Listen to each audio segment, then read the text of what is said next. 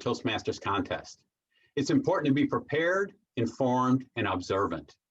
Our speaker today is here to help you learn the elements of being an effective chief judge. She is a member of Noontime Toastmasters at Bayer Crop Science, a past district governor, and a longtime contest volunteer. Please join me in welcoming Barbara Krivko. And I'm going to share here.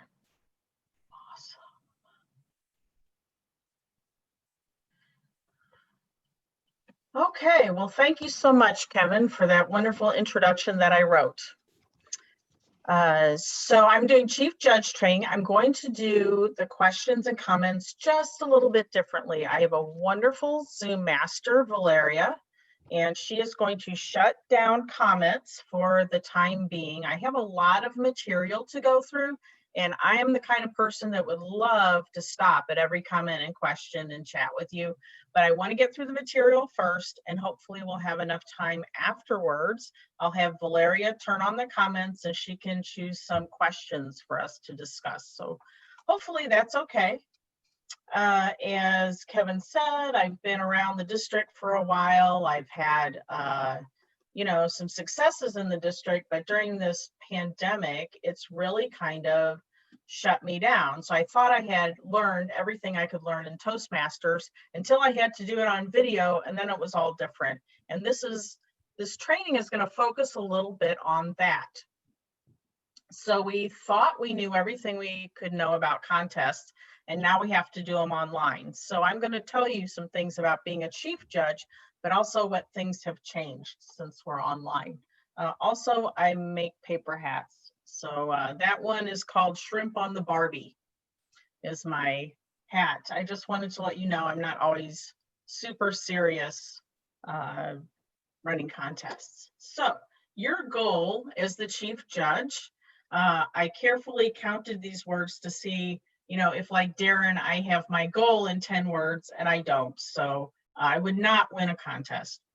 It is to ensure a quality contest. So your job is to pay attention the entire time and make sure the contest is what the contestants and the functionaries and the audience deserves. Try to eliminate as much bias as humanly possible by making things fair, and make sure that the judges, ballot counters, and timers know what they have to do. And of course, the ultimate goal of a chief judge, deliver the correct winner. We've all seen contests. Yes, Tom. I can't hear you. You're on mute. Am I on mute? You're on mute, Tom. Never mind. Thanks. You were waving at me. Sorry. I don't know if there's something I was doing wrong or what. Okay. Oh, you were going to make a joke, probably. No. So if you learn nothing at all from this training, learn this. Read the rule book. Have the rule book with you, whether you're in person or on screen. Go to this link. You will find a rule book. You will find best practices for virtual contests. And you will also find updates, what the updates are to the current rule book. So make sure that you know this backward and forward. And I say that knowing that at some point in this presentation, I will make a mistake. And I fully hope somebody will call me out on it at the end. So, chief judge, voting judge requirements. Before you even volunteer, these are the requirements you have to fill. Be a paid member. At area or higher, you have to be a paid member for a minimum of 6 months, have completed 6 speeches or a certain level in pathways, and only members who joined Toastmasters prior to the roll out of pathways can use their old speeches to fulfill this requirement. So make sure that you fulfill this requirement so you are not disqualified. Also, be there. You think that that would be a given, but it's actually in the rule book that you have to be present to be the chief judge. So in the weeks or days before the contest, do not show up to a contest assuming chief judge is just going to magically happen. Read the rule book. I don't know where I heard that before. and establish your team. Sometimes the contest chair or contest master or other people will help you get judges, 5 judges, or at the club or area, 7 above that, plus a tie-breaking judge. Also, I would encourage you to get a backup judge just in case you show up there and one of your judges is disqualified. And that can happen when there's a certain fluidity to who the contestants are. So we've all shown up to a contest and maybe one contestant was sick that day. Somebody else shows up and all of a sudden they're in the same club as a judge. You're going to need another judge to back up or switch those people around. You're going to need 2 timers. You're going to need 2 ballot counters, and of course backups. Like I said, you can distribute the forms electronically so they have a chance to look at them. Decide on the method of communication during the contest. Get with your Zoom master and see, are you going to text? Are you going to do like Tom and wave in your box to get people's attention? Whatever it is, it's okay, but everybody has to get on board. Get everybody's contact information. Develop a plan and briefing scripts. I cannot emphasize this enough. Have a script for your briefing. A lot of people just show up. I know about a contest. I'm just going to rattle off things that I remember. You will always miss something.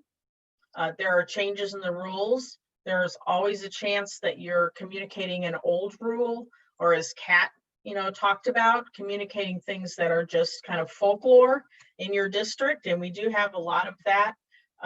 Make sure that you develop a script ahead of time for briefing so that you're giving the people accurate and complete information. And collect the judge's certification of eligibility and code of ethics. Do that ahead of time. You don't have to worry that day.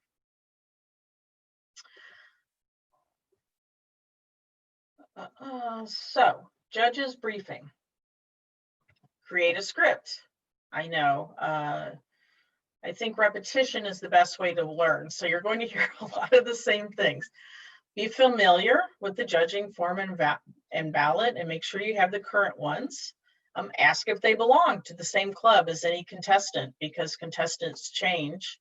And there's some extra changes for kind of the briefing for online contests. And Kat touched upon some of these. Audio and visual quality, do not take that into account.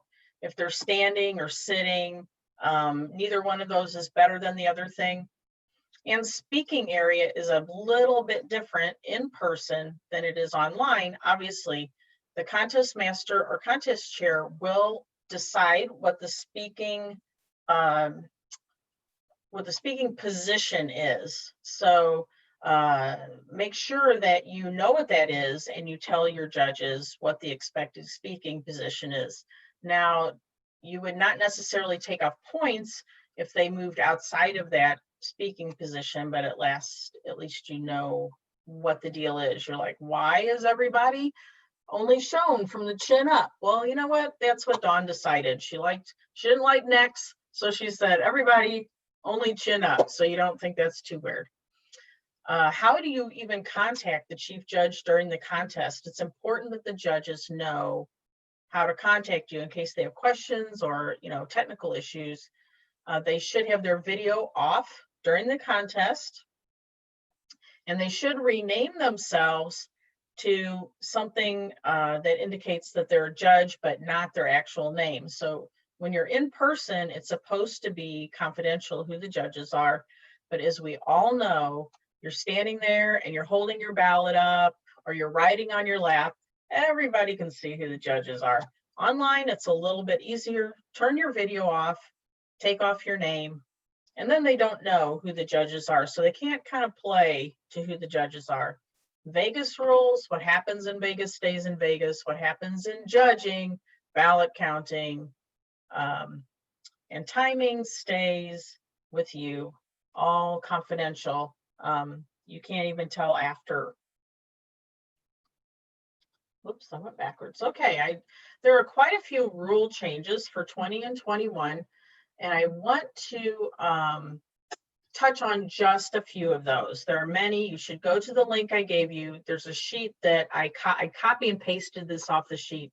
It just lists the changes. So the first one, Kat kind of mentioned, contestants must not reference another contestant or speech presented by another contestant from the platform at the same contest in which they are competing. This is, it used to be you could only protest on eligibility. This is another chief judge protest opportunity. That's a terrible word to use. It's an opportunity to protest. So, and I've actually seen some of these speeches, and I saw somebody win at a contest who spoke last and referred to every other speech. She said, like so-and-so said, and she gave their point and then elaborated on it.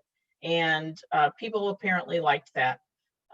So they have eliminated that, you know, referring to other speeches, using pieces of, I mean, that's just making it more fair.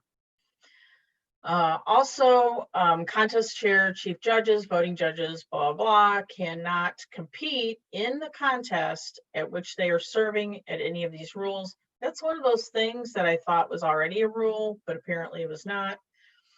A very small thing, you have to provide each counter with a copy of the tally sheet. That's one of those things that should have been in there. Contest officials must not serve in more than one role for the same contest at the area, division, district, regional, quarterfinal, semifinal, and final that they are functionaries in. I know that kind of ties our hands at some of the upper level contests as far as getting functionaries. But I do think it's important because I know I've done it in the past where I've competed in one and then maybe was a ballot counter at the other, not necessarily a judge. And so they're just kind of eliminating any of that appearance of unfairness. Okay, so timers. Timers are, why does this keep going the wrong way? Probably because I'm pressing the wrong button. So you need 2 timers. You need to review the timing form. Decide who will read the timing instructions. Timing begins at the first verbal or non-verbal act. That is no different online. Do not, of course, count when you're testing the technology. And I'm sure that Tom will talk about that a little bit later. And let them know how they can submit their timing sheet. Are you asking them to scan it and email it to you, or asking them to take a picture and text it to you? How do you want them to submit that timing sheet afterwards? I saw one district where the timers went into a breakout room with the ballot counters and showed it on the screen so that they could see it. You know, it depends. Again, you just have to decide up front. So timing, and I'm going to talk a little bit about timing because the chief judge are also kind of the manager of that process, and you need to make sure during the contest that it happens the way it should. So this is actually from Best Practices, which is a form on the website, on Toastmasters website. So just to go briefly, timer 1 is the one that's timing and recording the speech time. Timer 2 is using a signaling device, and that can be anything. And I will tell you, in my club, we have a tradition where the timer has to think of the weirdest things. One person used fruits one day to time with, but in a contest, there are several electronic options depending on how you know, your timer works with technology, but also big cards you can hold up. You can have a lighting device and have the camera posted on that, and I'm sure Tom will talk a little bit about that, but that will be timer 2's job. Timer 2 will also time just in case timer 1's timer goes out. So timer 2 will have their webcam on the entire time, so they can, speaker can of course see the timing device. Rename yourself in Zoom so that the speaker knows who the timers are, not just random people who are holding up timing devices. So during the contest, you need to respond to the contest chair. So the contest chair will say, hey, Chief Judge, everybody ready to serve? And you can say, judges, timers, and ballot counters are briefed and ready to serve. And that's an official thing, just making sure everything, I's dotted, T's crossed. Assist the timers with technical or equipment issues. Be sure that they know how to contact you. You personally collect the tiebreaker ballot and signal the contest chair when all the ballots have been collected. Again, decide how you're going to do this up front. Don't wait until then to figure out how you're going to contact the contest chair. So this is actually a new part for the virtual world, is contestant technical issues. So if the contestant, other than table topics, and I'll touch on that in a second, has technical issues, you signal a contestant failure. Decide again how you're going to do that. You tell the contestant to stop and tell the timer to pause the time. If the contestant solves their own problems, let's say they accidentally hit mute and then they hit unmute, then no harm, no foul, we go on. If they continue to have problems, the chief judge can disqualify them if they can't get their stuff together, and if the contestant cannot resolve in a reasonable amount of time. So if they keep messing with it and it goes for a minute, 2 minutes, chief judge can disqualify. If they get it done, say that it takes them 15 seconds to figure it out, they're back. The contestant must resume from the point of failure. They can't start over. It's up to the chief judge to know when that is and let them know when they can start. And the time resumes on the next verbal, nonverbal cue, just like at the beginning. Time signals run as usual, and they get 30 seconds extra on their time. So if this happens, it's up to the chief judge to tell the ballot counters, and when they look at the timing sheet, this was a situation and here's what their rules say. They get 30 extra minutes. Awesome speech. Now table topics is a little bit different, table topics contest, because if you give a table topics person a minute to fix their technical issues, they've had that much longer to think about the question, and so that stops making it fair. A chief judge can disqualify a table topics person if they can't fix it right away. And it's unfortunate, but you know what? So is the pandemic, right? Protests, and we've all seen protests. I want to emphasize that contestants and judges are the only ones who can raise a protest, not your friend in chat, not a past district governor who is jumping up and down. The contestant and the judges are the only ones who can raise a protest. Now, somebody can let you know, and you can decide if you believe them or not. That's not anything we can do. So protests can only be raised. Eligibility, which honestly should be figured out up front, so that shouldn't be an after speaking protest. Originality, Kat touched on this. I don't need to repeat any of that. And reference to other competitors. So decide ahead of time how you want to receive protests. So let the contest master know, so that in the briefing for contestants, he can say, if you have a protest, here's how you contact the chief judge. So it's just super important for everybody to know how to contact people. Timeline for protests. It has to be after the speech. You don't interrupt a speech in a protest. If you see up front it's not original, you must just let them finish, and then the protest is raised afterwards, but before the results are announced. Next day, too late to raise a protest once the results are announced. So when a protest is raised, gathered the judges to discuss it. And hopefully Tom will talk about breakout rooms. I don't want to get into that. You'll gather the judges to discuss it. The contestant is absolutely allowed to address the issue. They need to hear what the problem is, be able to address it. It could be simple. Actually, I read online, it wasn't in our district, where somebody protested because because it wasn't original. They're like, I read this online. It's not original. It's almost word for word. And the contestant came in and said, yes, you did. I wrote it and I put it online and that's my material.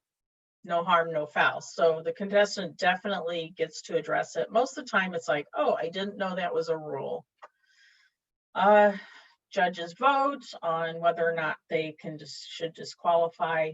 Majority rules, decision is final, but bump. So ballot collection, which is the next part. We've got a couple of ballot counters. Signatures required on the ballot, like Kat mentioned, typebreaker ballot, you should rank them. They absolutely have to be ranked. You can do electronic signature, you can do written signature. Again, figure this all out up front, how you're going to accept it. It doesn't matter as long as it's consistent and fair. Have them take a picture of their ballot, have them scan it, send it in, have them fill out a Google form and attach their electronic signature. Whatever you want, just make sure it's, you can use a stylus on a touchpad device that's actually from the best practices to do your signature. But make sure it's signed, otherwise you have judged for nothing.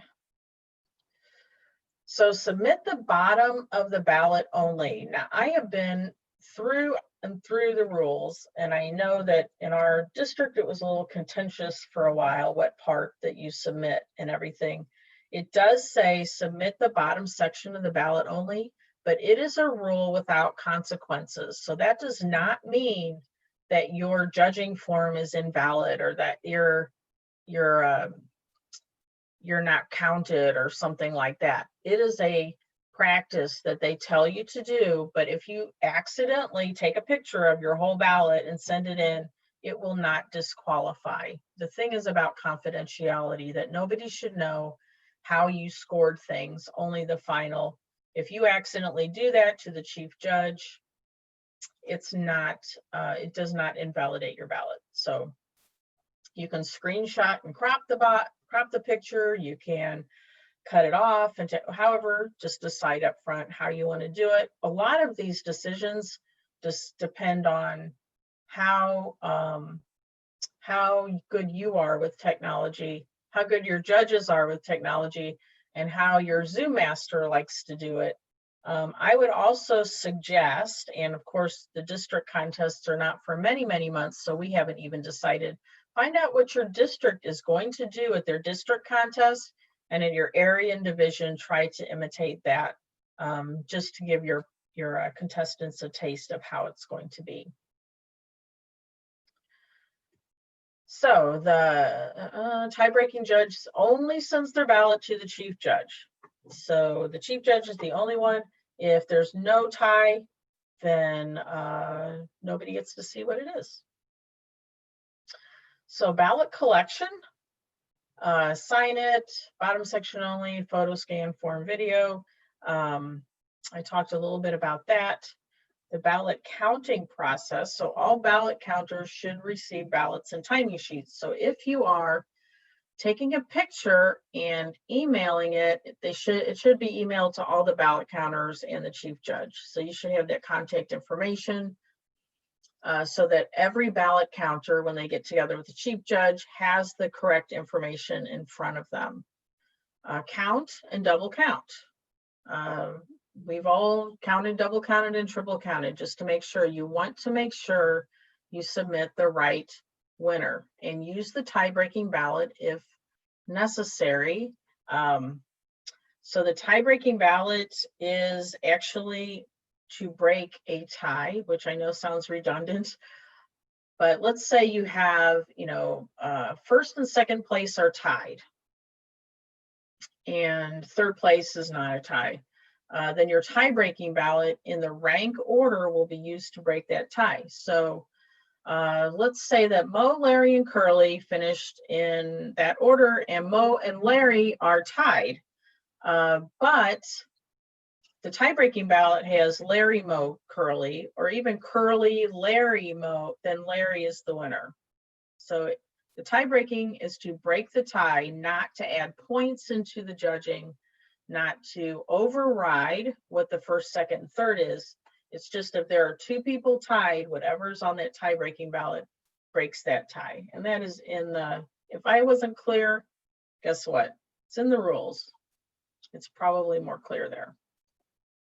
So the ballot counter ahead of time should review the counter's tally sheet to make sure they understand, rename themselves in Zoom to whatever it is. And the reason, and I know Tom will touch on this, that you rename yourself in Zoom is so you can easily identify people and what their roles are. So let's say I was unable to hear one of the ballot counters.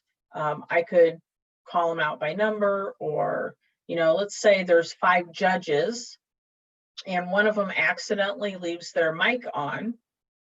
I could say, Judge 3, mic's on, without calling out any name or anything like that. So there's a reason we do this. Chief Judge will communicate the winners and any disqualifications to the contest master. That is disqualifications without the name or the reason. So it will be, you know, first, it'll be 3rd place, 2nd place, 1st place. There was a disqualification. So they can say there was a disqualification, and then here's, and that's more for communication and transparency. I think we've all been, you know, kind of like Brad said earlier, we've all kind of been in a contest where we thought somebody else should have won. And so if your person was incredible and they didn't win, maybe they were disqualified, and that helps. And that's always been a rule. So provide them in the order, make sure you write the order next to them. I can't tell you how many contests I'm in where they announce out of order or they announce the wrong order. And of course, Vegas rules, it only goes to the contest master. So, announcement of winners. Pay attention to make sure the winners are announced correctly. Of course, you've done everything you can do to communicate specifically, but make sure that the contest master announces it correctly. Nobody's perfect. The chief judge, the ballot counters, or the timers may interrupt the announcement to correct the error. And the reason the timers are included is because they know who was disqualified. So if let's say the ballot counters and chief judge accidentally missed the disqualification, and so they ranked people and the person in 1st place had been disqualified for time, but the chief judge and ballot counters didn't notice that, the timer can speak up and chat with those people. So just say, point of order, please stop the announcement of winners until the results are reviewed. So it's not saying you made a mistake, somebody was disqualified, whatever. It's just, please stop the announcement of winners until they're reviewed. The appropriate people will go in a room, figure it out, communicate to the contest master. Once they're all read, it's too late. After the contest, I encourage you to put your feet up. I was actually going to put a picture of a margarita here, but you know, not entirely appropriate for 11:58 in the morning. So fill out the notification of winners form. Sometimes they'll get the winners in a chat room with the chief judge, and they can just fill it out there. Submit your form to the next level. Do not forget to do that. Destroy all your ballots, notes, emails, whatever you have. That's pretty typical. And again, Vegas rules. Do not tell anybody how you voted. There's even a part in the, I think it's in the best practices, that advises you to not give feedback. If you're a judge, do not give feedback to contestants. I know we've done that in the past. I didn't realize it was a best practice. So probably not good, because then that kind of gives them an indication of how things were judged. And the very last thing you have to remember, what is it? Read the rule book. Be familiar with the rules. Have it up on your screen. Have the best practices up on your screen in case there's a question, and there's always a question. And I'll just tell you, like my first time I was chief judge, I had somebody as part of my ballot counting who was a past district governor. So, you know, I'm an area governor, they're a district governor, I don't know anything, they know everything. And they advised me incorrectly how to use the tie-breaking ballot. We had a tie, how to tie-break it. I was sure I was right. They were sure they were right. And unfortunately, I didn't have a copy of the rule book with me. Somebody in the audience did, and we were able to figure it out, but always have that rule book available. So at this point, I think Valeria is going to open chat up. And Toastmaster Greco, people are texting me questions directly. Don't do that. No, it's fine. That's what I said. Yeah. Oh, you said to do it. Okay. Yes. So I have questions. I deliberately shut all that down so that I wasn't distracted, because I do. So I have a few questions for you already. Mm-hmm. All right. So the first one, here's the scenario. Area A and B have a combined humorous and table topics contest. If contestant A from the humorous contest mentions contestant 1 in the table topics contest in their humorous speech, are they disqualified? Well, let's see what the rule says. I'm going to go back up here and read it. Contestants must not reference another contestant or a speech presented by another contestant from the platform at the same contest in which they are competing. So that contest would be the International Speech Contest. If they reference from the Table Topics contest earlier that day or from another speech contest earlier that day, they're okay. It has to be the same contest. Thank you. Next question. Can a chief judge raise a protest for originality or just voting judges? A chief judge can raise a protest for originality. Yes. Next question. What happens if the tiebreaker ballot is needed, but the ballot gets disqualified for not being filled out properly or completely? Oh my gosh. I don't know the answer to that. Does anybody else know the answer? I'm going to look it up here in the rules, but it's probably going to take me a while. Yeah, that was my question, and I never have known the answer to that. You know, because I will say, like having the top and bottom part of the ballot, there are quite a few rules in here that do not have consequences. So it'll say you have to do this, but not what the consequence is. I would think the thing to do would be to pull that tiebreaker out of the audience, have him join the ballot counting, and make that ballot good. I agree. Yeah, that seems like the fairest way to do it.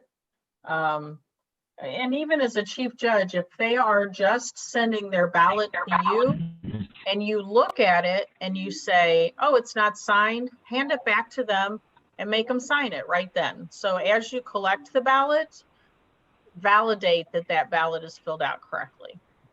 Another thing to do is during the briefing, when you hand the judges their ballot and worksheets, make them signed and print their names on both of them and partially detach them. And I've seen that a lot. That's a very good idea. During the judges briefing, say, sign it right now, and then everything is signed. Good idea. Next question. Can a contestant inquire whether they were disqualified by time? I'm hoping a contestant will know if they're disqualified, if there's a disqualification. So the rules indicate that everything needs to be confidential. So although I have seen timers or chief judge answer that question, technically, according to the rules, they are not supposed to give out that information. But Barbara, I think I read in the rule book that a chief judge can tell an individual contestant. Okay. but it's been a long time since I've read it. Art's shaking his head, yes. That's fine. Read the rule book, everybody. It's been a long time since I've read it because they change things. I read that section, but I know they do change things. But I do believe I read that a chief judge can tell a contestant themselves. Okay. Because I usually tell when I brief timers, I usually say if they come and ask you, tell them to go see the chief judge. Fair enough. And I will definitely check it for the next time I tell people. We got another question. What is reference for the new rules for video? There is a, on that same link that I gave you, it actually has quite a few documents. And it has a best practices for video as well. So the reference, quite honestly, it's on the TI website. If I may also add, there's a virtual page on the district website, and that reference is on there. So if you go to resources, then scroll down to virtual meetings, at the bottom of that document will be resource documents for video contest. And a lot of what I just told you comes from there, and probably Tom as well. Because, you know, what they're trying to do, and they say very clearly, is not create this awesome different experience on virtual using all the great technology we can and stuff. They're trying to mimic an in-person contest as closely as possible so that when we go back to in-person contests, it's pretty much seamless. So I would definitely look at that best practices. And even though you look at it and go, oh, I can think of so many more easy ways to do that. And I totally thought that. I'm like, what's with all these freaking breakout rooms, you know? And it's like, oh, we're trying to mimic what we do so that all of the current speech contest rules are still valid. Next question. During the virtual contest, can the contestant request attendees keep their video on for immediate feedback? They can. The video off is on the best practices document. So it is a best practice, but not a requirement. All right, we have another question I think has already been answered, but just to repeat, where can we find the links? Oh. Where's my presentation? I will share this again. And and if you go on the TI website and you search for contests, you're totally going to find this. It's not hidden at all. Toastmasters.org, leadership-central, speech-contest. So it's a really great page. It's well laid out. It's very clear. All the forms are there. Everything's there. So if you have a question, it's there. Barbara, you're showing your PowerPoint. Oh yeah, I was showing because it has the link on the bottom. Oh, maybe I should show the window. I will do that.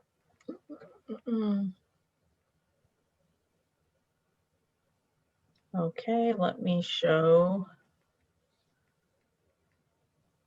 Okay, am I showing the web page now? Yes.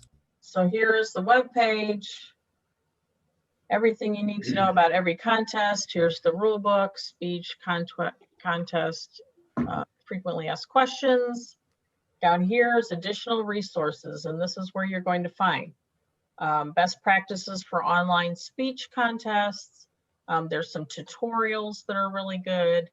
And here is the document for the speech contest rulebook changes. And this is every year they put this kind of thing together so that you at least know what's different, because that's how things, I think, become folklore, is like they used to be a rule and then people just don't know that the rule changed. So I would absolutely use this. And of course, as a chief judge, you should do all of this ahead of time. Don't wait till the last minute. Cool. Great. Well, that's all I have. Thank you. All right, there were Big round no of more questions. applause.